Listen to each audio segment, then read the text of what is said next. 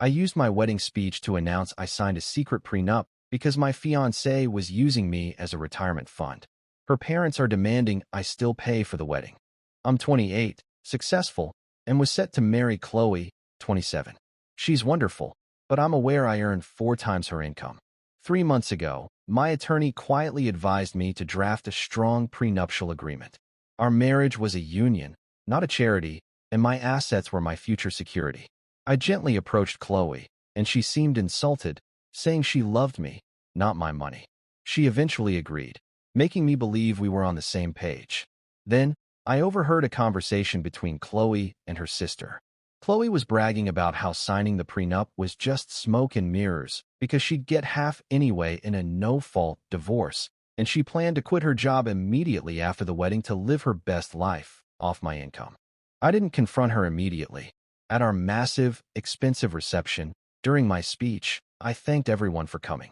I then announced that I, too, loved security, which is why I was thrilled to announce that earlier that morning, we had finalized not only our marriage certificate, but also a revised, impenetrable prenuptial agreement that she signed without reading closely, assuming it was the original.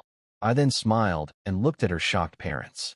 That agreement mandates zero alimony and allows me to keep every single asset acquired during our marriage if we divorce. Now, Chloe is calling me a manipulative monster, and her parents are demanding I still cover the entire $50,000 wedding cost. I have to ask, am I the villain for protecting my future from her plan, or was my secret prenup the ultimate satisfying revenge? Was I wrong to embarrass her in front of her family? Let's settle this in the comments. I'm reading every single one of your opinions. Thanks for watching, Reddit partner. Subscribe for your daily dose of the internet's wildest drama. My wife demanded an open marriage so she could find herself. 2 years later, I'm a millionaire and she's begging to come back because her soulmate went broke. 2 years ago, my wife of 6 years, Chloe, told me our marriage was stagnant. She demanded an open relationship, claiming she needed to explore other connections to be a better partner. I was heartbroken, but I agreed to a trial period. Within a week, she was dating her wealthy boss, and I was left alone in our apartment. She eventually moved out, saying she had found her true soulmate, who could provide the lifestyle I never could on my teacher's salary. I didn't beg. I didn't argue. I just signed the divorce papers and put every ounce of my pain into a side hustle I'd been working on, a niche AI-driven logistics platform. I lived in a tiny studio, worked 18-hour days, and survived on protein shakes. Fast forward 24 months. My company was acquired for 8 figures. I now live in a penthouse overlooking the city and drive the car Chloe used to point out in magazines. Last night, I got a frantic call from a blocked number. It was Chloe.